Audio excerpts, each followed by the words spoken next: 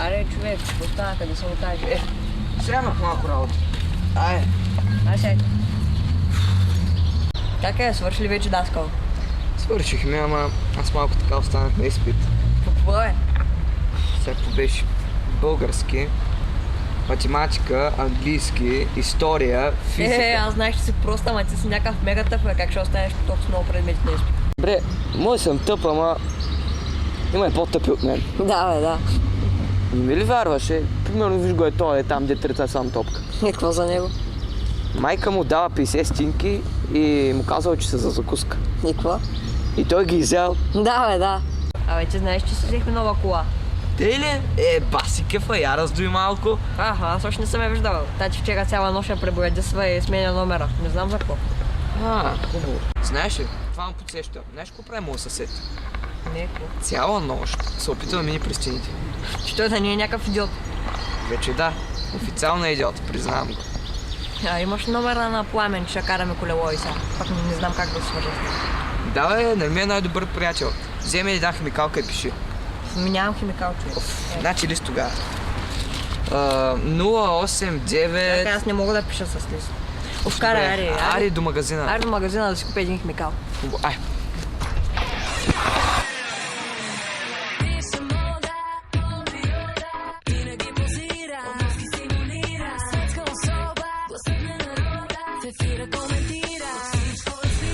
Обичам чучки, зелени, домати.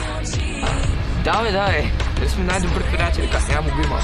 Значи, вземи една химикалка и пиши. 089... Човек нямам химикал. Значи един лист тогава и пиши. Добре, сколко писам този? Какво е в газа? Не дей пса, не дей говори просто. Шмат. Ма ти още снимаш, бе. Аз са анонимни лица. Опа, шимата камера сега. Шмат камера.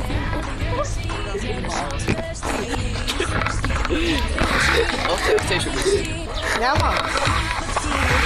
Хапиш. Той капи, бе. Взех нещо правилно със секс. Секс! Да. Ари искаш ли? Ето съм храс.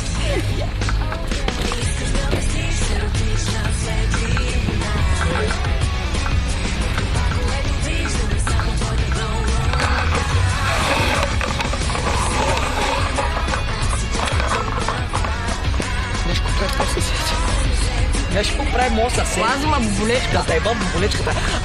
Убия! Ма ти я уби, бе. Знаеш какво прави моят съсед? Стоп кадъра, газвалене.